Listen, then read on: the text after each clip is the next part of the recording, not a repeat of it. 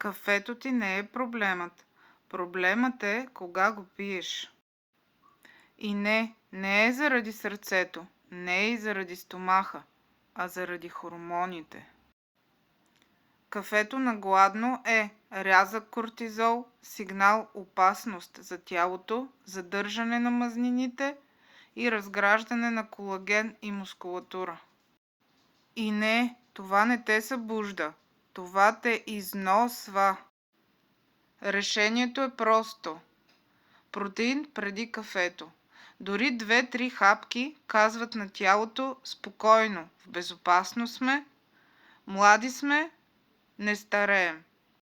В Hot Mom Lab не гоним стимуланти, гоним стабилни хормони. В Viber групата давам сутрешни комбинации, подмладяване, кафе без вина и как да правим удоволствията от живота и да се радваме, без това да допринася за негативни ефекти върху нашето тяло и хормони. Линк в биото.